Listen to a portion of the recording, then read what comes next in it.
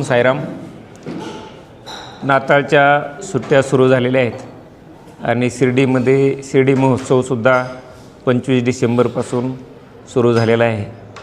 मोठ्या प्रमाणावर साई भक्त जे आहेत ते बाबांच्या दर्शनासाठी येत आहेत.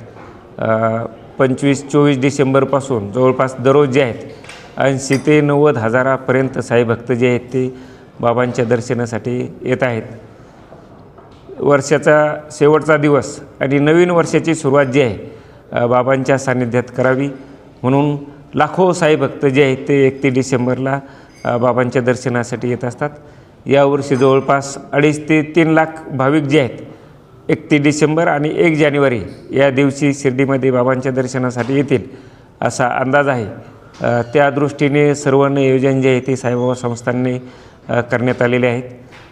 पोलीस प्रशासनाच्या वतीने सुद्धा जे आहेत भक्तांचं दर्शन सुलभ रीतीने व्हावं, कोणताही अनुचित प्रकार घडू नये म्हणून जवळपास 1,500च्या दरम्यान अतिरिक्त पोलीससुद्धा जे आहेत या ठिकाणी प्राप्त झालेले आहेत. भक्तांची राहण्याची व्यवस्था जी आहे संस्थांची स्वतःची व्यवस्था आहेत, परंतु अतिरिक्त राहण्यासाठीची सुद्धा जी आहे ती व्यवस्था करण्यात आलेली आहे. दर्शनानंतर बुंदी प्रसाद, लाडू प्रसाद, त्याचप्रमाणे प्रसादालयामध्ये भोजनाची व्यवस्था जी आहे प्रसाद घेण्यासाठीची सर्व तयारी जी आहे ती संस्थांच्या वतीने करण्यात आलेली आहे. या कालावधीमध्ये जे आहे ते वेगवेगळे बाबांच्या जीवनावर आधारित जे आहेत ते वेगवेगळी भजन त्याचप्रमाणे भक्तिगीतं जे आहेत ते सादर करण्यात येतील. वेगवेगळे कल्चरल प्रोग्रामचं आयोजन करण्यात आलेलं आहे.